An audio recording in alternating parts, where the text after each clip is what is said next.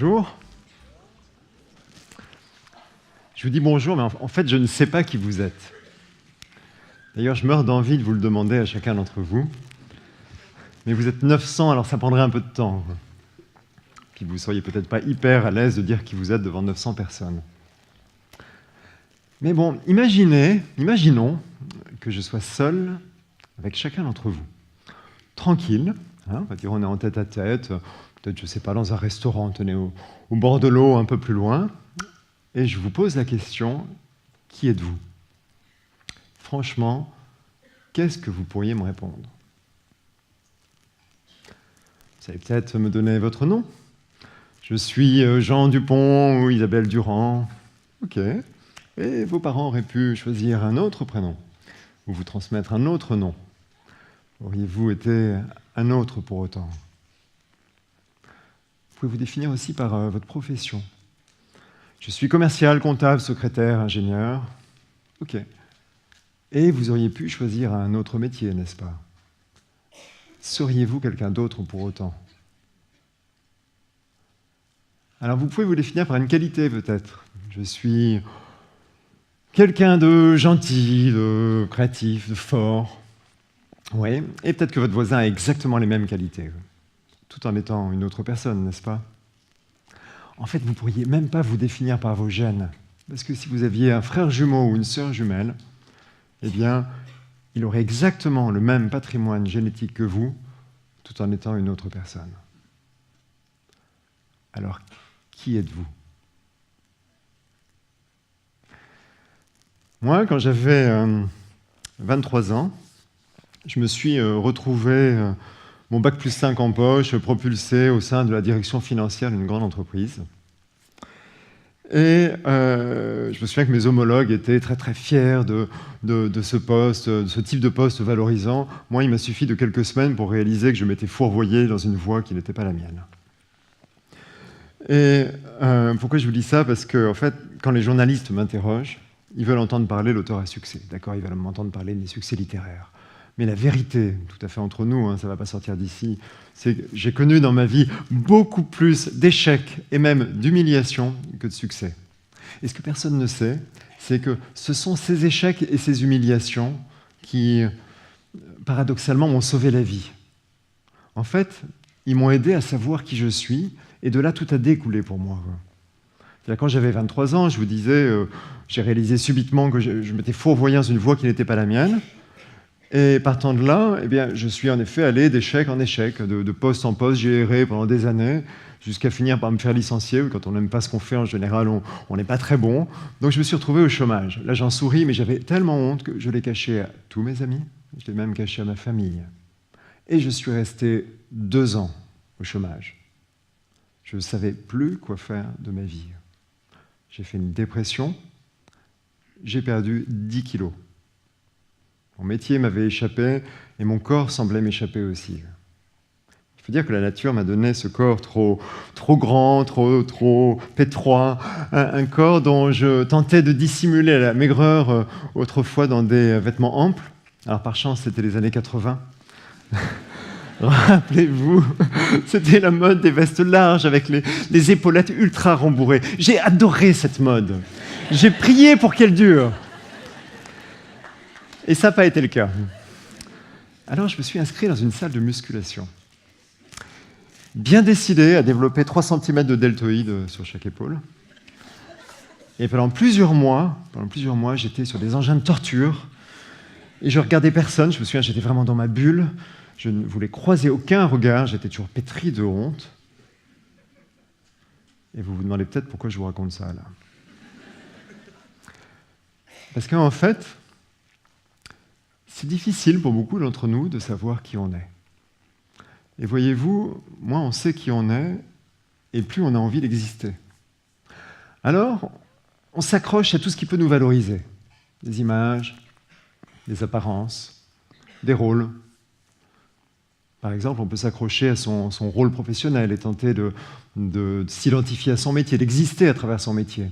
Aujourd'hui, je suis écrivain, Je pourrais essayer d'exister à travers ce métier d'écrivain. Et à ce moment-là, je jouerais un rôle d'écrivain. Je me mettrais à parler comme un écrivain, adopter des attitudes d'écrivain, peut-être un look d'écrivain, même si je ne sais pas trop à quoi ça correspond, quoi.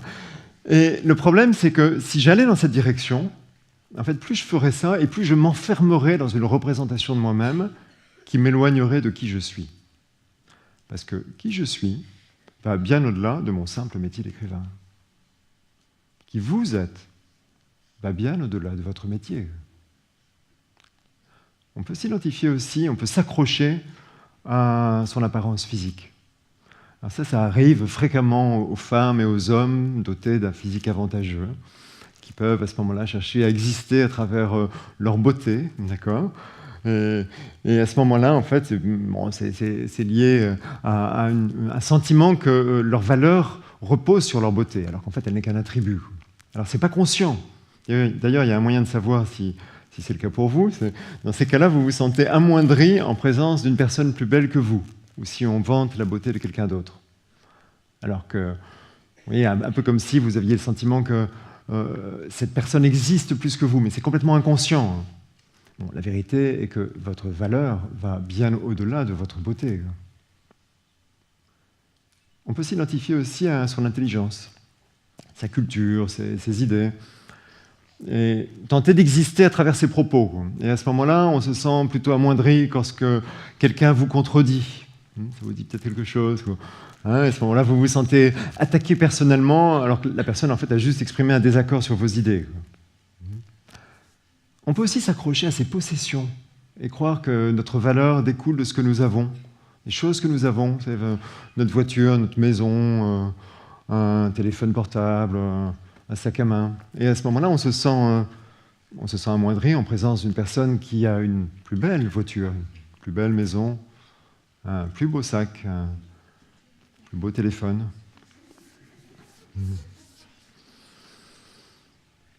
Moi, quand j'étais... le problème, en fait, si vous voulez, par rapport à toutes ces fausses représentations de soi-même, c'est qu'elles nous éloignent de qui on est. Elles nous éloignent de qui on est, et donc, d'une certaine façon, on risque de se perdre à travers ces fausses représentations. Moi, quand j'étais en dépression, j'avais perdu, mais naturellement, par la force des choses, toutes ces représentations, et je le vivais comme le problème à l'époque. C'est-à-dire, je ne pouvais me raccrocher à rien, puisque tout se dérobait sous mes pieds. Et en fait, il s'est passé un phénomène étonnant, c'est que quand je me suis retrouvé nu, j'ai envie de dire, sans plus rien de valorisant à quoi me raccrocher, j'avais plus d'existence professionnelle, j'étais gaulé comme un haricot vert, je possédais rien, même pas une voiture, quoi. Et néanmoins, j'ai réalisé que j'existais toujours. C'est bizarre de le dire, mais voilà, j'existais toujours. J'avais plus rien, mais j'existais toujours. Ça m'a fait un drôle de sentiment, quoi. Et donc, je me suis mis à regarder autour de moi.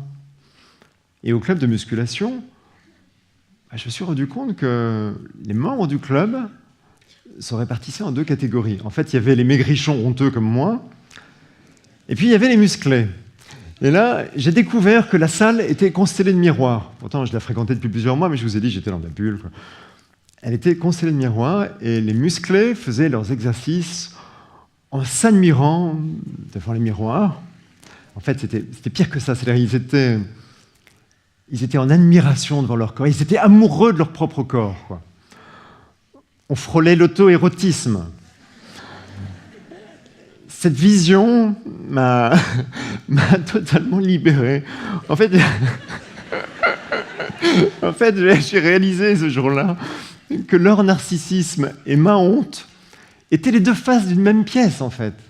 Les deux faces d'une même croyance que notre valeur se mesure à l'aune de notre apparence. Ce jour-là, j'ai viré mes vestes larges. Et lorsque je me suis retrouvé nu, comme ça, sans plus rien de valorisant auquel me raccrocher, eh bien, il y a des choses qui ont émergé en moi. Je me suis mis à ressentir des envies de ce que j'avais envie de faire dans la vie. Et non plus des choses valorisantes, mais des choses que mon cœur me poussait à suivre. Comme par exemple le métier de formateur, un métier que j'ai exercé ensuite pendant une bonne dizaine d'années. Alors, ça peut vous faire sourire, mais dans ma famille d'intellectuels scientifiques, formateur, c'était un petit métier, vraiment. Mais je me souviens comme si c'était hier, du jour où j'ai décidé de devenir formateur et où je renonçais à être reconnu, notamment de mes parents. Et c'était coûteux pour moi. C'était coûteux, mais je je l'acceptais pleinement, je l'acceptais sereinement. Et en renonçant à la reconnaissance, en fait, j'ai obtenu l'épanouissement. Sur le fronton du temple d'Apollon à Delphes, je vais vous emmener sur les chemins de la sagesse. Sur les frontons du temple d'Apollon à Delphes, il y avait deux préceptes. Alors il y en a un que tout le monde connaît. D'accord, il est célèbre, c'est le fameux « Connais-toi toi-même », qui a été repris par Socrate. Tout le monde le connaît. Mais il y en a un deuxième que le monde entier semble avoir oublié. Celui-là, c'est « rien de trop ». Rien de trop. Il y a 2500 ans, les sages de la Grèce antique nous invitaient à nous connaître et ne pas se prendre pour ce que l'on n'est pas. À partir de là, tout a été simple dans ma vie. À partir du moment où j'ai cessé de jouer un rôle, de chercher à me valoriser, les portes se sont ouvertes comme par magie. Les clients sont venus à moi, les contrats me sont tombés du ciel. Et lorsque, je sais pas, 10 ou 12 ans plus tard, j'ai senti monter en moi l'appel de l'écriture, j'ai trouvé un éditeur en 15 jours. Je pense que ce qui peut vous arriver de plus beau, de plus précieux dans la vie, c'est de réaliser que vous êtes autre chose que de fausses identités et renoncer à vous valoriser à travers elles. Alors, vous ressentez peut-être à cette idée une espèce de vertige, de peur du vide. Vous vous dites peut-être, oui, ok, d'accord, mais si je cesse de soigner mon image, si je cesse de mettre en avant mon métier, mes qualités, mes possessions, mes relations, enfin bref, tout ce qui me valorise, qu'est-ce qui reste ? Puis vous dites peut-être aussi, finalement, je serai ignoré, quoi. Peut-être même méprisé, on ne me remarquera plus. Et en fait, voyez-vous, la vérité est à l'opposé. Parce que vous existerez enfin pour ce que vous êtes réellement.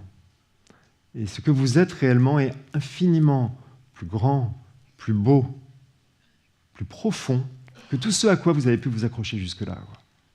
En fait, votre simple présence est d'une grande valeur et n'a pas besoin d'être enjolivée d'une façon ou d'une autre.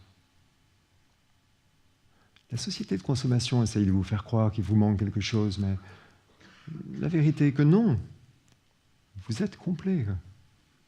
Et en lâchant prise sur ces fausses identités, vous allez ressentir ce que j'ai ressenti, des choses vont émerger en vous, des envies de ce que vous voulez faire de votre vie. Et cette fois-ci, ce sera non plus des désirs inculqués par la publicité, mais des envies véritables de ce que vous voulez faire de votre vie, des choses qui viendront du plus profond de vous-même. Vous vous dites peut-être aussi, ok, très bien, mais comment je fais pour me libérer de ces fausses identités qui peuvent vous rassurer quelque part ?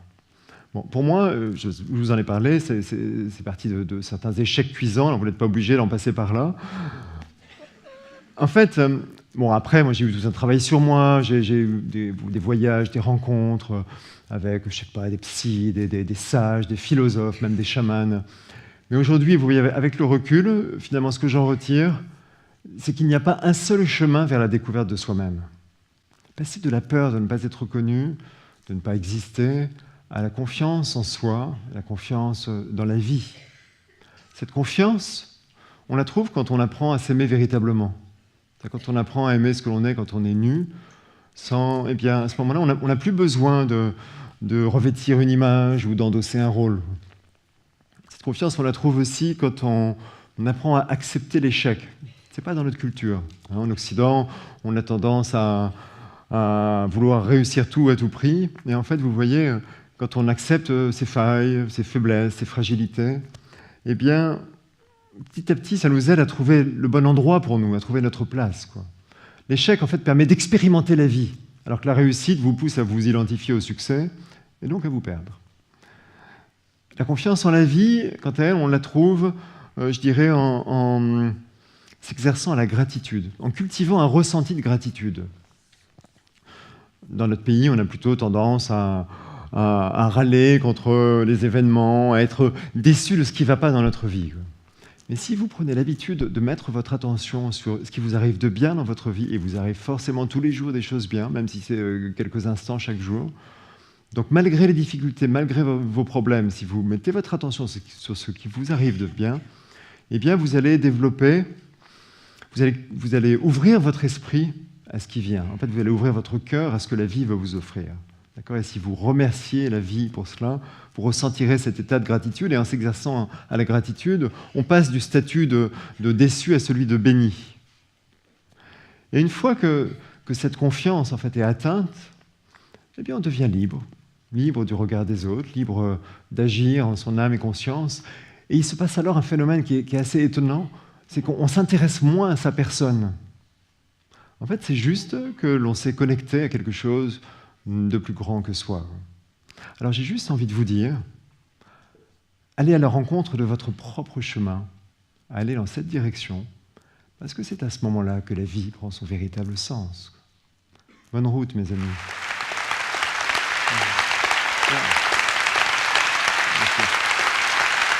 Merci beaucoup. Merci.